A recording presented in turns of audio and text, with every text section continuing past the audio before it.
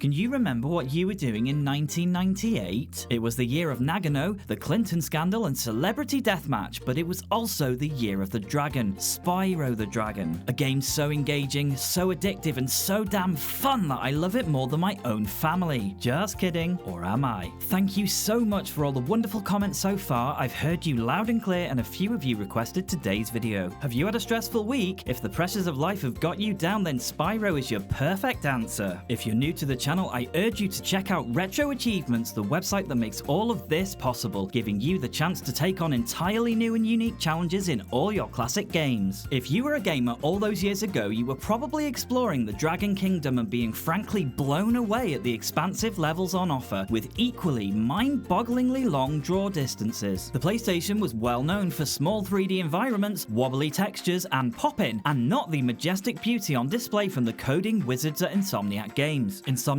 debut game, Disruptor, nearly bankrupted the studio, but thankfully Spyro 1 was a critical and commercial success, with sales of over 5 million. This little dragon single-handedly saved Insomniac Games, who went on to be one of Sony's most well-respected first-party studios, famous for series like Resistance and Ratchet & Clank, and it's easy to see Spyro's DNA in many of Insomniac's titles all the way up to the recent Spider-Man games. My previous videos covering Crash and Croc definitely had some sizable challenges, and it's fair to say we don't always want to play games that at times make us want to ram our heads into the wall. Today it's time for something a little more chill, like a warm fuzzy cuddle or slowly watching the world go by. The Spyro series is the video game equivalent of comfort food. I urge you to pull up a chair and get ready to get cozy as today we experience the luxuriously lavish land Spyro has to offer. I'm pretty familiar with Spyro and have the Platinum Trophy for all 3 games in the remake trilogy on PS4. Spyro the Dragon's PS1 Retro Achievements list has 65 challenges for a total of 583 hardcore points, which is actually more than Crash or Croc. Spyro the Dragon features 45 progression-based achievements, 5 for time trials in the flying levels, 2 related to extra lives, 6 specific boss level challenges, 6 non-boss level specific challenges, and finally 1 miscellaneous for gliding for 5 seconds and landing safely. I don't use any emulator features other than fast forward as we're playing in hardcore mode, so no save states or rewind. Even from the opening menu intro, this is a game that exudes quality, with Spyro swooping in to steal the show with bags of character and, with a brief opening showing Gnasty Gnarc petrifying all the adult dragons for deriding him, the adventure begins. I did wonder to myself at around 4 AM last night where all the lady dragons are. Maybe it's a ladies' night in the kingdom somewhere? As Nestor briefly states the obvious, find dragons first. We're off to explore the Artisans world. There are 5 homeworlds in Spyro, with each having 3 normal levels, a flight level, and a boss level prior to the big finale in Gnasty's world. My first mini tip is to rebind L2 and R2 to the right analog stick via your emulator menu. This can be done on a per game basis if you're using DuckStation or RetroArch, and it makes things feel a little closer to modern controls. As we explore the Dragon Kingdom, I can't begin to express the feelings of comfort and delight I get from playing Spyro. Where a lot of platformers at the time were struggling with controls in the 3D space, Spyro feels immediately natural, and grabbing the gems while disposing of the Gnorcs is an absolute joy. We continue on to rescue Delbin,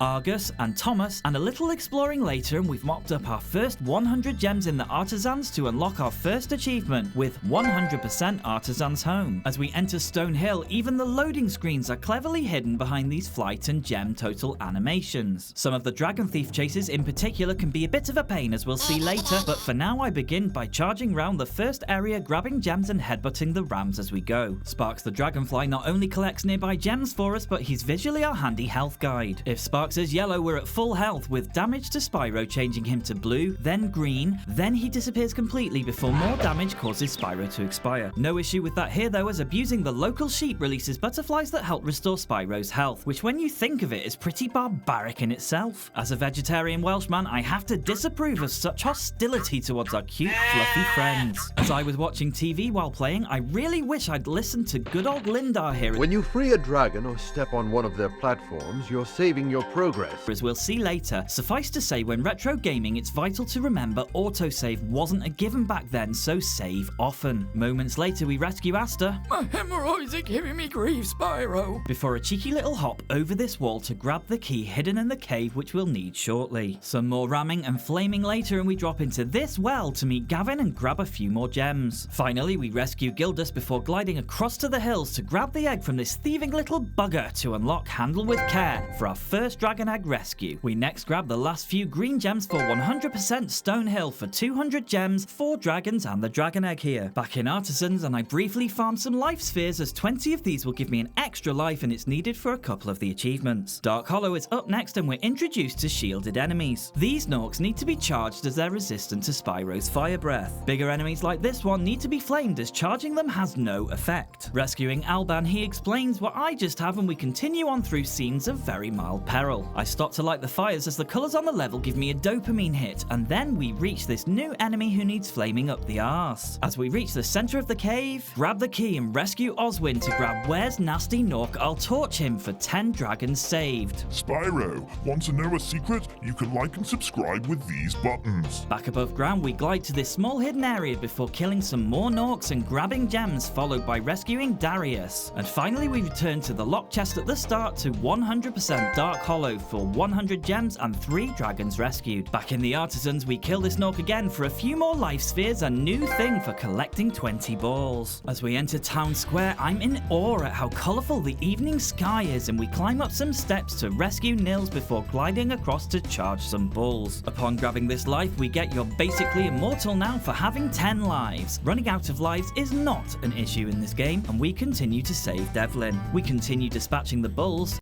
Moo! Moo! Motherfucker! Moo! And collecting gems before rescuing Alvar, who's a bit worked up over the egg thief. Spyro, did you see a man dressed in blue running around here? He's a thief, and he's stolen a dragon egg! You've got to track him down and get that egg! Run! Run!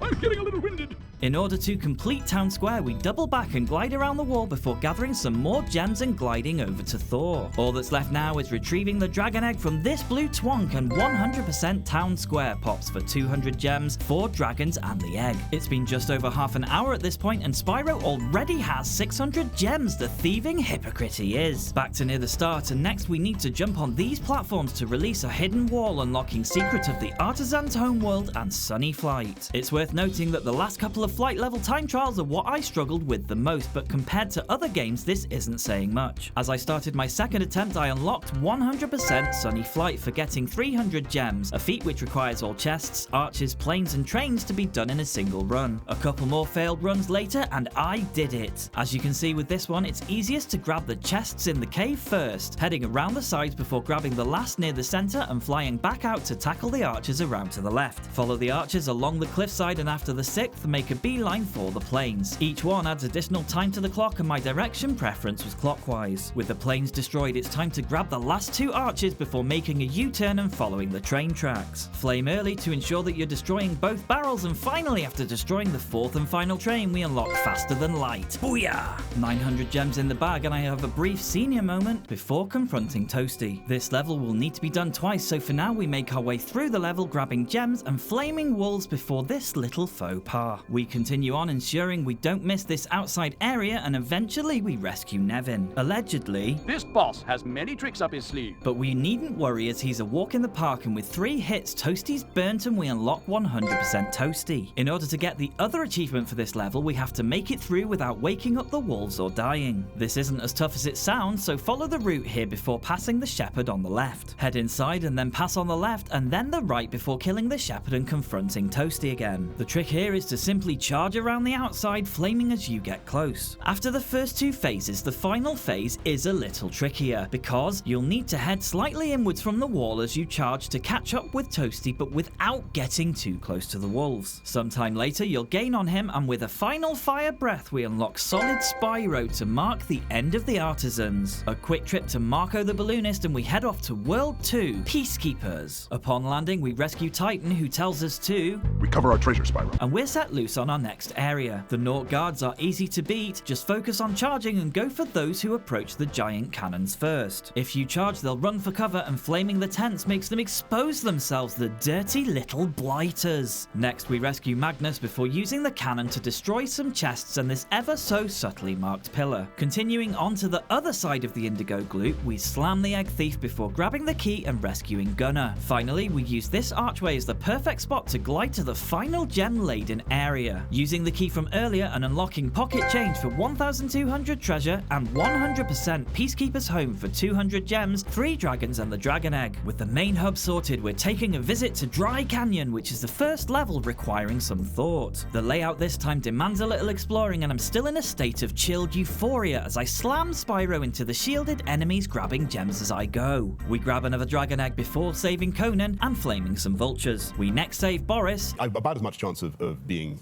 reincarnated as an olive. Before gliding across to this cave. We then have to glide around to the left with a leap of faith to grab the key and rescue Maximus. We return to the same spot as before and this time glide to the right to continue on. Emerging from the cave, we clear out the next area, saving Ivor along the way. Steer clear of these fireworks after flaming them so as not to get blown up. This platform in the distance is pretty easy to glide to, and with a big jump we sail across to land safely, and we can now use the key we picked up earlier. All that's left is a few more gems and we get 100% Dry Canyon, which sounds like a problem for Vaseline.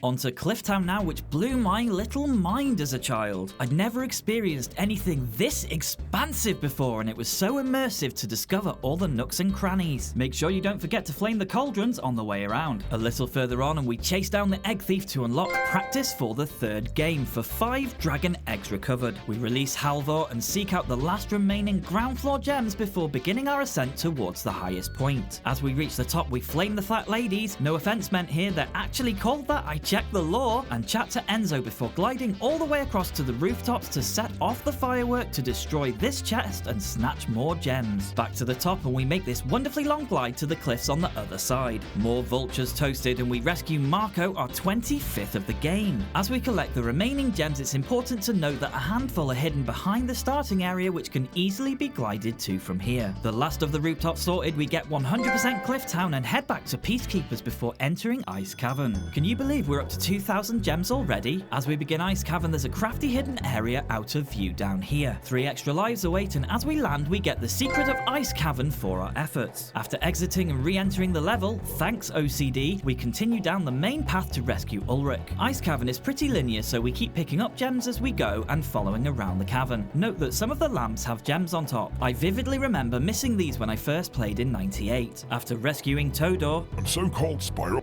I can't feel my balls. We enter the caves. This time we get to knock some of the big guys off the side, and it's pretty gratifying to do. Another healthy dose of gems later and Andor is set free. Note this platform with a key as we'll be back here shortly. We save Asher and head past the exit to pick up our next gem load. That area clear, the gems on the wall here hint at our next destination. Clearing out the cave is easy, just remember to grab all the gems as you go. Finally, we save Ragnar before heading all the way back to this locked chest and gliding to the platform I mentioned before. Around we go again to the chest and we unlock 100% Ice Cavern for 400 gems and 5 dragons. Time to warm those balls back up, Spyro. Onto our second flight level, Night Flight, which has a time limit of 1 minute 15. This one didn't take me long, and after a couple of tries I scored this run. First, head through the rings before grabbing these 2 nearby lighthouses. Bear left and follow the chests, flaming as you go. Thankfully, they're very easy to follow. Next, we fly through the arches, again easy to follow. As you can see, when we reach the last arch, we're back next to the lit up lighthouse from earlier. Follow the cliff closely around to the left as time is short. Flame the lighthouse and head right. I nearly screwed up here. Now it's just a case of following the last lighthouses around and then to the left. With just half a second to spare, we unlock Soaring under the Moonlight along with 100% Night Flight for doing the lot in one attempt. Our boss fight in Peacekeepers is Doctor Shemp, who's about as hard as a flaccid dick. My advice is clear out the gems and dragon before going for the no damage achievement, though it is possible to do it in one. The fat ladies send kamikaze tribesmen towards you, and I got hit pretty early like a munter, but wanted to gem hunt first anyway. After gliding from high to grab the key, I headed for this fat lady, unlocking Wind Through Your Hair for a 5-second glide and landing safely. We next rescue Trondo, who has a not so subtle hint for us. He should watch his back. Shemp's first phase has him hit the floor in front, which can either be avoided by rolling or jumping off the main platform altogether. A quick flame to the derriere and he retreats for phase 2. Phase 2 is easy when you know what to expect, just flame his glutes before he has a chance to crush you. I learned the hard way. For phase 3, think Papu Papu in crash and again burn his backside as he turns around, being sure to leap over his attack, and with that he's defeated. All that's left is to snatch the remaining gems. Make your way across to the chest here and finally notice this balancing floating rock from earlier, which I missed. Heading back up the whirlwind from earlier, we take a long glide to grab the final purple gem and 100% Doctor Shemp. It's Groundhog Day as here we go again, this time with no damage. Remember that enemies not in the way can be avoided, and charging protects you from the tribesmen while flaming destroys the fat ladies. Catching the whirlwind again, this time I avoided the first hit and then suddenly this happened. The game freezing on me was unexpected to say the least, though for some reason Duck Station has been freezing from time to time. Thankfully it's since been updated and the freezing appears to be gone, but upon reloading the game I realised a fatal error. My brain had earlier assured me that Spyro autosaves when in fact it does not. It's a good job the game is so tremendously addictive, as I just lost 2 hours of progress. So here we go again. I spent as little time as possible retracing my steps through the Artisans world, grabbing everything the same as before moving on to the Peacekeeper's world and getting myself back to the place where the game froze before so I could continue showing you this guide. I can't believe I hadn't been saving. What a total bell-ended cock-womble of a tard I'd been. You'd swear I'd been graced with the brain of a friggin' fruit fly sometimes. After another couple of hours, I was back at Shemp'd and ready for my no damage run. Having this time saved beforehand, I cautiously worked my way through the level, headbutting the tribesmen and flaming the ladies. I reached the whirlwind and travelled to Shemp'd's arena. After falling off to avoid his attack, I scorched his crack and he retreated in pain. This time, I flamed him before he had a chance to attack me and jumped his final attack to burn that bitch into oblivion. As soon as your feet touch the ground past the bridge, you'll achieve Get Shemp'd if you manage to perfect it. These boss challenges are just wonderfully entertaining. World 2 done, we speak to Gosnold to hitch a ride to the Magic Crafters. As we landed, I checked to see we are currently at 38% unlocked with 25 of 65 achievements sorted. Within moments of entering Magic Crafters, I attempt to rescue this egg, but instead made a total tit out of myself before heading back to rescue Cosmos. Attempt number 2 of the egg rescue and I twat the wall like a divvy, but thankfully getting the egg third time around. Magic Crafters has lots of druids who make walls and move platforms, so it's prudent to charge towards them wherever possible to avoid them doing shit like this. Next, I quickly grabbed the second dragon egg, and moments later I appeared to have a momentary lobotomy with this fine performance before rescuing Xantor and getting acquainted with the supercharge pads. Moments later and Baldar is safe, and we use the supercharge to follow down and through the cave to destroy this metal crate. It's important to note the secret area here where a key is hidden. After searching around for a few minutes, I noticed this area here, which can be glided to unlock the crate, scoring 100% Magic Crafters Home for 300 gems, 3 dragons and 2 dragon eggs. Our first level in Magic Crafters is Alpine Ridge. Don't worry about the pan-faced beasts, as a simple flame downs them. After we rescue Zane, I misjudge how to glide across this gap and I fall to my death. You actually need to glide from this wall, as the extra height makes the gap traversable. After killing more wizards and the druids up these steps, it's time to glide across to the next beast. After gliding to the next area and destroying a couple more druids, our next rescue is Eldred. Next, we clear out the cave and make our way to near the level's exit to rescue Xander before making our longest glide yet to the small platforms in the distance. Ensure you're jumping back and forth as you ignite the fireworks, as there isn't much space for the explosion. We save Kelvin before going after the egg thief, grabbing gems as we go and unlocking 100% Alpine Ridge for 500 gems, 4 dragons and the dragon egg. Our stash grows ever larger as we're now on 3,700 gems as we start high caves. It's pretty hard to avoid the mini tornadoes at the start, but we make our way to Cyrus and then grab some gems from the top of the buildings. I made my way back to the start here before realizing the massive metal bugs inside the caves can't be beaten yet, and so it was time to glide to the druids. The first glide successful, my second was rushed as I plummeted to my death. A second, this time successful attempt, and we nab some treasure before hot-footing it across to rescue Cedric. Next, we save Ajax before utilizing the supercharge to squash the metal bugs. We need all of them in one visit for this level's challenge, so after destroying the first 3, we need to take the stairs and quickly kill the druid before making our way to safety on the platform. Rinse and repeat in the next part of the cage to reach a fairy who grants us extra power with her kiss. This means we can flame the last couple of bugs, unlocking I Hate Those Bugs. As we carry on gathering the gems, we need to keep using the supercharge to reach the remaining areas in high caves. On the right side this time, we have another blue gem thief to chase down, and with that, mission accomplished and some more fireworks set off, we have one final long leap across to the gems in the distance and the second gem thief of the level. I checked my gem count at this point, and with 5 gems remaining, it was time to scour the level for what I'd missed. Eventually, after searching almost everywhere, I finally discovered the last gem in the cave to 100% high cave. caves. Crystal Flight features our Magic Crafters time trial, and again we have 1 minute and 15 to do everything. It took me a few goes to work out, and as you can see with this earlier run, I worked out it's best to go for the planes first, as moving targets in the time trials tend to take up more time. This time I had one plane left to get as I made my way through the rings and then the archways. Somewhat fortuitously, as I went through this archway, there was the remaining plane to flame, but even with that and the final chests, I was still a couple of seconds too slow. I managed 100% Crystal Flight as I tried again. This time, having the route down, I hit half of the planes before smashing 5 of the crates as I waited for the second half of the planes to appear. After grabbing the last 4 planes, I headed right through a couple of arches to then head through the rings in order. Then it was simply a case of grabbing some more arches before the last few chests, and then finally the last arch, which I couldn't get earlier, to finish up the level with a second and a half spare for zooming on past. Our penultimate destination in Magic Crafters is Wizard Peak. This one has a hidden area that is notorious for being tough to figure out how to reach. After making my way around the initial outside areas, picking up gems as I went, I then glided across from the final area to kill the wizard and head inside. After smoshing some more magicians and rounding up more treasure, I made it to Jarvis and the supercharge point. Supercharging is rewarding, as I twatted some more wizards and then made this large leap to this isolated platform to score some more gems and save yet another dragon egg. The only choice from here is gliding to near the end of the stage, so I made my way back to the main level, clearing out the area as I went to get another egg for Happy Easter with all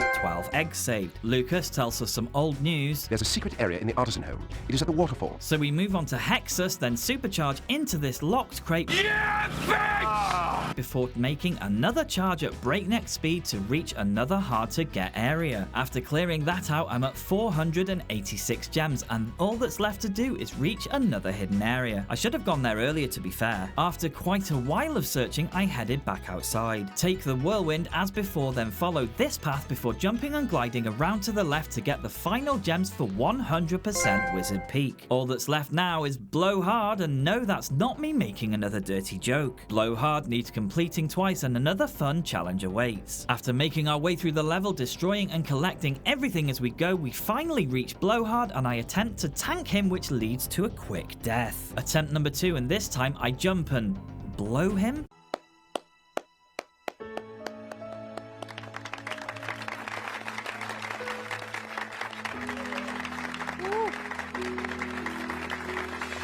Before heading inside and taking the path to the next area. After the druids are dead and the treasure is stolen, we rescue Altair, a name that reminds me of Assassin's Creed. I cross the next set of platforms as competently as an arsehole on the elbow before doing better second time around. Back outside, we blow hard again, then chase him across the ravine and up the steps. After backtracking for one final gem, we 100% blow hard and get ready for our boss challenge. We now need to reach the end of Blowhard's level in under 30 seconds, which can only be done with this newly formed whirlwind. Time for a quick blow, chaps.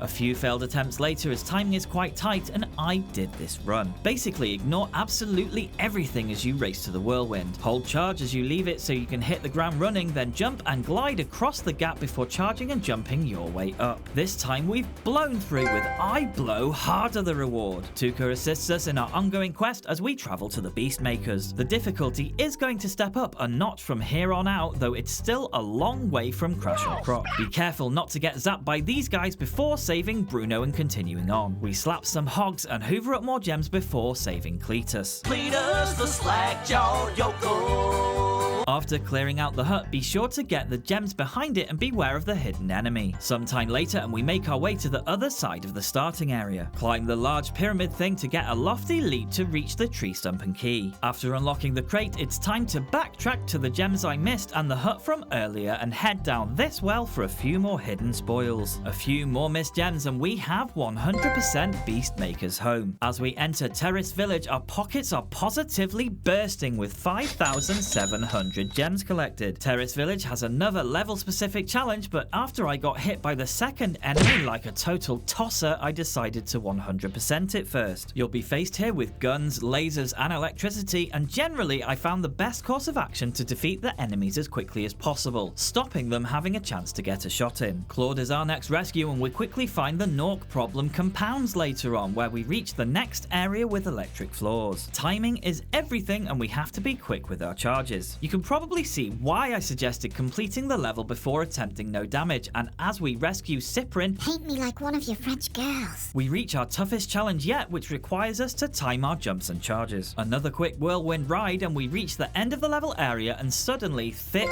wallet pops for 6 grand collected. I spent another 5 minutes trying to work out how to get up here before realizing like a total bellend I'd in fact just totally missed these stairs. A little more gliding later, and after setting off some fireworks, we finally complete our checklist to 100% Terrace Village. Now it's time for our no damage run. There are a few ways that you can do this, and I tried the most direct route, avoiding enemies where possible. Immediately flame the Gnorc and jump the steps to kill Gnorc 2. I then charged the next guy to quickly flame the laser Gnorc before immediately going left to avoid the gunner and flame the next one. Charge inside and through the next bit, killing the gunners before they have a chance, and quickly flame this guy before charging his mate. As we reach the next section, we have to charge when the floor is safe and ignore this laser guy, ensuring you're on the right as you pass him. Another few charges, this time staying on the left to avoid the big guy's reach, and we can climb the steps to wait for our next chance to strike. Charge, then quickly flame as you turn right. Jump the gap before the floor changes back to charge all 3 in one go. I missed one by mistake. Again, jump ahead of the floor turning back and charge, then flame the Gnorcs before taking the whirlwind. The last jump needs taking just after the floor turns blue to make it across, and you can simply ignore him and return home, or murder him like me to unlock Dragon Gumbo Jamboree. I tackled Wild Flight next, and this one gave me the most trouble in the game as the time limit is strict and you need an optimal run. Eventually I got everything in one go to unlock 100% Wild Flight, and now I'll show you my time trial run. Start by immediately diving down to destroy the 2 boats and through the arch to then head through this tunnel, hitting the first 2 chests. As soon as you exit, climb high to hit 3 planes and then the next 3 chests. As you exit, stay high to get this plane before heading to the next couple of chests and grabbing the final 4 planes as quick as you can. With that done, head back through the tunnel, and as you emerge, go straight for the boats. I then double back for this chest before getting another boat and heading upstream. Always go for the boats first as they are the moving targets. As we emerge, all that's left is a few more arches, so keep following them back around the level towards the start and you'll get, whoa, you're crazy fast for your efforts. Our next challenge is Misty Bog, which sounds like how I leave the bathroom after a hot curry. We have another level specific challenge here, but for now we make our way through the level, taking down the trees as we go. I managed to accidentally get eaten before rescuing our first dragon friend, Roscoe. Beware of the hogs ramming into you as you slam your way around the level and try not to get tongue whipped by the frogs. This cave section can be a bit of a pain due to the close proximity of so many bad guys, but with that done we rescue Damon. Matt Damon. Matt Damon. Matt Damon. A little while later, we have to drop down here through the tree stump and we save Zeke to obtain nifty 50 with only 30 dragons to go. We then save Bubba before heading right at the exit to climb up here for a few more gems. That done, we glide across to the tree stumps and collect some more while slamming the Gnorcs. As we 100% Misty Bog, all that's left to do is searching for the hut in the distance, which turns out to be this one here. It's a long way off, so the only way to make it is to jump and glide, then jump and glide again each time we hit the bog, for is there a secret behind here? With Misty Bog bested, it's time for Treetops, notorious for being the most complicated level of the franchise. We're up to 6,900 gems now as we make our way through, eradicating the poor local tribes and pillaging their wealth. Heading left here lets you get the key to climb the steps and eventually glide over to nab some more gems and save Lyle. After he tells us, Don't just stop at one supercharge. we start to catch some air. It's vital that we supercharge whatever metal chests are in our way as we go, and as we glide over to near the exit, we're not even close to done here. Use this whirlwind to head backwards as we need to head uphill and eventually back to the supercharge point from earlier. After clearing out inside here, we are then tasked with heading left and gliding across to the next treetop. Use this whirlwind to return to our earlier path and this time head straight on and glide across the gap for some more enemies, gems and the locked chest. We rescue Isaac before using the supercharge to break the metal chest. Then back around we go again and up the steps to our original supercharge. Get yourself ready as the next bit can be tricky. Take the supercharge, then head off a little to the right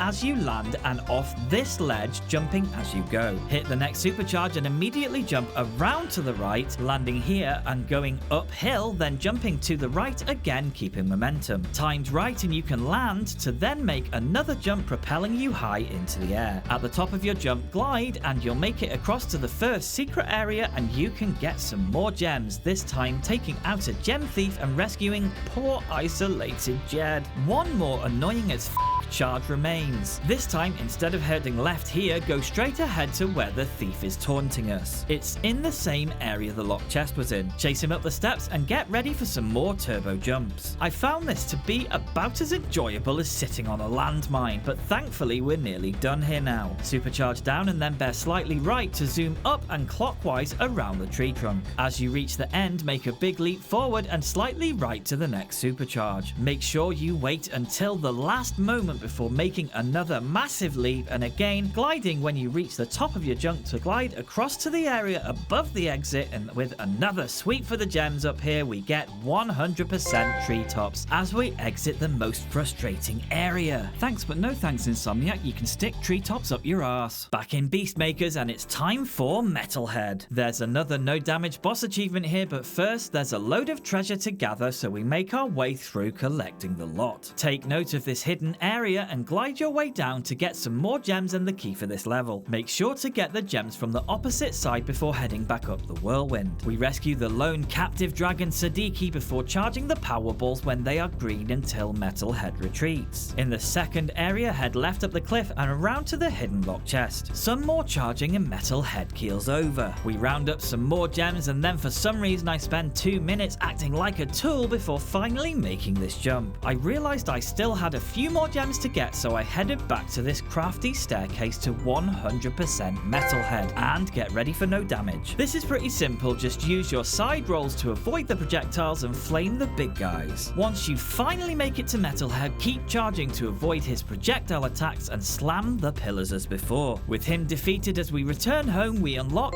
Full Metal Dragon. We're inching towards the finish now, and Cray gives us a lift to the Dreamweavers. In the first area the enemies keep changing size, so be careful, and we soon after collect yet more gems to unlock Mazzy. The fools here when hit affect platforms, and with the first turned into a timer we collect a gem and life before heading back to the start. A while later and we save Latif. Our next job is to make our way to the turret so we can shoot these guys, unlocking the path up the steps. I glided across to rescue Zakomo, then smacked the now little guys before taking the steps to a couple more fools. After finally hitting them both in quick succession and taking the platforms up, I collected the last few gems for 100% Dreamweaver's home. This feat complete, I decided to tackle Haunted Towers first. Haunted Towers has quite a few tin soldiers, and the only way to defeat them is to use your upgraded flame breath from the Fairy's Kiss. It's important to nab them all, as each one gives us more precious gems. We rescue Kosoko, then grab another kiss from a fairy to wipe out the local tin men. Next we make it up the steps and whirlwind to head inside to another supercharge pad. You can use it to destroy the metal door or just enter the first door on the left for another fairy. After clearing out the rooms we rescue Latalo before using the Fairy's Kiss to destroy the metal chest before going back inside and proceeding up the steps and around to the right for more enemies and treasure. That dealt with, and it's time to use the supercharge to enter a craftily hidden part of the level. Charge down and through the second door on the right before heading immediately left and jumping. Head through the arch and up the hill and make a big leap, followed by gliding at the top of your jump to reach this secret. We head inside and save Capano, and as we head back and into the next bit you have to extremely quickly climb the stairs as a distant enemy starts possessing the armor. Keep climbing ahead of them and quickly flame the wizard to head left for another fairy. All that remains is flaming the armor that's left and obtaining the final gems to unlock 100% Haunted Towers. Next up we're entering Spyro's Dark Passage, so get your gloves ready. Dark Passage features more of those annoying fools, and this time hitting them lights the way, causing the bad guys to stay small. Early on we save Kazia before the cherub gives me one to the face. We flame some doggos before making it to Azizi. A few more expired pups later and we rescue Bakari. To reach the next part of the level we have to enter this area here below the locked chest. After clearing the next area, look down from the edge to see where to proceed next. After a bit more murder and theft, Apara is the next to be saved. We continue on the path up the steps to release our next dragon, Abassi. A nice long leap and glide over to the right where we can clear out the next area of bad guys. Finally, we reach another whirlwind and take it to set off this firework, destroying the earlier locked chest and granting us 100% dark passage for 500 gems and 5 dragons with 0 lube needed. As we enter Lofty Castle, I'm reminded I used to know someone called Lofty who was nearly 7 foot tall. This level is a feast for the eyes as it features beautiful hues of pink, purple and blue. The aim this time is to free 3 fairies in each area to activate each whirlwind. The Gnorcs are easily dealt with here by busting their balloons, and after our first whirlwind and a short glide later, we rescue Madada, not to be confused with Mufasa. After chastising some cherubs and freeing some fairies, we continue on a little further to save Baruti. Some more small swoops later and we activate the next fairy whirlwind and head across the huge gap. We clear out the next area of balloon riding bastards and dispatch the pufferbirds flying slowly in formation. After rescuing all 3 fairies, the whirlwind takes us to the level's end and it's time to backtrack. I glide over near the start and retrace my steps until reaching this area from before and heading left. Head up the steps for a couple more gems, then inside to rescue a few more captured fairies. Ascending the fairy whirlwind, we rescue Useni, who gives us a hint. Ah, Spyro, thanks. Supercharge will get you to new places here in Lofty Castle. And I saved before, for some reason totally ignoring this blindingly obvious key like a stupid knob. After using the supercharge to grab some more gems, I perished, and finally, being plonked with the key in front, my brain cells kicked in and I picked it up. This is the fastest route back to the chest, and with it unlocked, we grab the last treasure for 100% Lofty Castle. Oh joy! It's Icy Flight and our final flight challenge. With another tight time limit, this one took me around 20 minutes, and after initially getting 100% Icy Flight, but being a whole 10 seconds slower than the quest, I eventually made this scramble. Begin by flaming the first lighthouses, passing the second on the left so you can torch this chest. Torch the next lighthouse and chest, then pass by the next on the right, followed by the one after on the left, flaming as you go. Pass by the next on the left and go around the pillar to the next, then double back on yourself. This lines us up for the next lighthouse, followed by swooping low for the next chest, then past the lit lighthouse to grab the remaining chests on the wall to the right. Immediately head around the cliff wall as tight as you can to the right and fly to catch the passing train before heading left into the tunnel to destroy the second. As soon as you emerge from the tunnel, head left for 2 copters, leaving you just enough time to hit the next train, then grab the 3rd copter in this area. Proceed through the next tunnel, hitting the final train as you go, then again head left and up high for the next copter. Quickly dive down low for the 5th, then continue slowly clockwise to destroy the final 3, and if you were quick, you'll get the Frozen Flutter for your efforts. It's time to confront Jacques now, and with our treasure bursting at 9,900, we're nearly ready for Gnasty's world. We work our way through the stage, grabbing the gems and downing the enemies, and when you hit the Fool to jump this wall, make sure you're aware of the dragon off to the left. We have to head out of this area and back to the main path to hit this Fool in order to lower the platform. Navigate back to it and wait for it to raise, then we can glide safely to rescue Unica. Damn, these dragon names are getting strange. This whole area behind the dragon features loads more gems to collect, with more fools and whirlwinds, so after spending a stupidly long time trying to flame the giant pansies down off their pedestals, it's time to head back to the main pathway in the level. Before heading off to Jacques, we head left to best the fools, creating a stairway to grab the hidden key. After unlocking the chest, it's time to save Revelo and confront Jacques, and the boss challenge this time is to kill him with just 3 flame breaths, which is easy as pie, though I cocked it up first time. With 100% Jacques sorted, I re-entered the level again for the 3-hit challenge. Follow Jacques and he keeps moving away until stopping on this box. Jump and flame hit once, then climb up to follow him to this second box. With another jump and flame hit, we next take the whirlwind and then follow him to box 3 near the exit, and with the 3rd torch hit, we unlock What a Joke.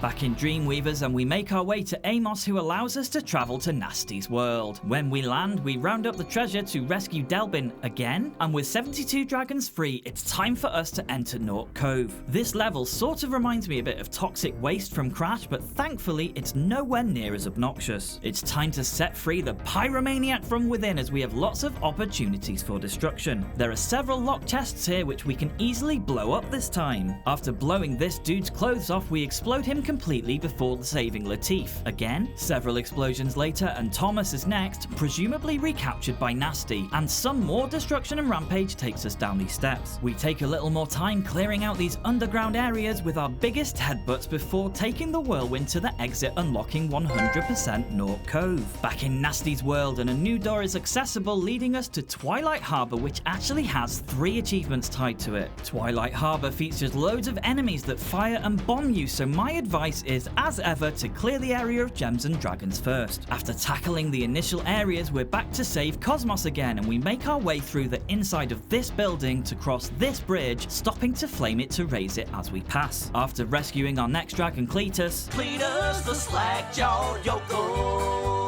we head right and use the supercharge and bridge to launch us above the previous room. I tried to reach the secret area but fell like a minge and had to do it all over again. This time successful, I unlocked Secret of Twilight Harbor before gliding across to score some more gems. It was time to use the supercharge again, this time with the lowered bridge in order to break the locked chest from before, and with that done we head back to and past Cletus's spot for the final assault of the level. It's easy to be hit as we navigate the final sections of the level, gathering the last few gems, and there was just enough time for one more death before unlocking 100% Twilight Harbor. Back in we go for the no damage run and flame early to defeat the first little bitch. The second can be charged before flaming the grenade launcher. Slam into the next enemy and then head immediately left to avoid the gunfire and hit the next guy from the side. You may need to jump before flaming the next guy, and then you can simply charge the next 3 before they have a chance to strike. Then quickly frame the grenadier and jump and flame the next big guy. Inside, jump and flame again and pass through on the right to avoid another hidden grenadier. Then left and quickly charge one, then flame the other and charge the third guy on the right by the door before they can attack you. Wait for the grenadier to fire, then zip in and flame them before jumping over the next gunflyer and flaming his ass. Immediately charge left to stomp the next guy and take your time on the final path to the end. Charge the first guy and quickly jump, then flame the second. Take a breather here if you wish and time it so that you can again jump over the gunflyer to flame the next guy. All that's left now is to jump and flame the Gnorc on the left before quickly ramming the Gnorc on the right. A final storm to the exit and we unlock Dragonpocalypse Now. It's finally time to face Gnasty Gnorc, who is unsurprisingly not that tough to defeat at all. 3 achievements are tied to this level, and I recommend taking your time before doing the time trial separately. As we enter the level and grab the first gems, we're tasked with chasing after a little thief who holds the key to unlock the next section. With him downed, we return to the main area to unlock this door and get ready for another chase. More gems and charging later, we finally get the key and then head back to the main area to lower the step up to Gnasty. We chase him around the linear path while stopping to take all the treasure on the way. After doing a lap and trying to catch him up, I still managed this totally unprovoked drowning to lose one of my 42 remaining lives. After losing a couple more lives racing, this is how I did it fast. A quick U-turn at the start and taking a straight line through the zigzagging path makes it easy to flame the thief. Head quickly back out and immediately left to unlock the door, and again taking the straightest line possible, it isn't long before we get the next thief. Head back to the main area to lower the step, giving access to Gnasty. As he runs away, charge before taking a big leap off to the left to skip this entire section, gliding across the gap. Keep charging as you make your way around, and as soon as you finish the pathway, Gnasty stops on this platform and can be quickly flamed. The next section is a bit tougher. Charge and then jump and glide before charging and jumping across each gap. Make sure you're charging the whole time while your feet are on the ground, as the platforms disappear slowly into the wall as you go. One quick final flame and I got a triple whammy, with simple, no threat and ugly for downing Gnasty, and Gnasty Gnorc, he's toast for doing it in less than 1 minute 55. We also unlock 100% Gnasty Gnorc for 500 gems in the level. As we return to Gnasty's world, we unlock 100% Gnasty's world Gnorc Gnexus, and all isn't quite as it seems. As Magnus enlightens us, I believe this is Gnasty's treasure hoard, but the gate will not open until you have found everything in the Dragon Kingdom. Come back when you have reached 100%. I'm left a little confused. I thought I was at 100%. Well, turns out I was actually a little wrong. Remember this? When I relost my progress and restarted the game, somehow, like a massive pleb, I forgot to redo Dark Hollow. So with the benefit of fast forward, I made my way back through Dark Hollow to grab all the gems and dragons again, unlocking the gang's all here for our 80th rescue. Again, we return to Gnasty's world, and this time with 100% finally done, we enter Gnasty's loot for our final victory lap. This is another level involving flight, but for some reason the height of flight is limited with an invisible barrier until we pass each section. And so, as we round up the last gems in the game and defeat the thieves with keys, we inch our way higher until we eventually reach the final room of the game. With a final innocent enough flame, we explode the remaining fireworks, soaking up the last of the 2,000 gems, and finally, we 100% Gnasty's loot and Spyro the Dragon is mastered. This took me a total of about 8 hours if you ignore the couple of hours that I lost. Spyro is for many the absolute GOAT, and hopefully you've enjoyed the ride. If you're thirsty for more, then check out my Crash Bandicoot and Croc videos here, and until next time, remember, retro always rules.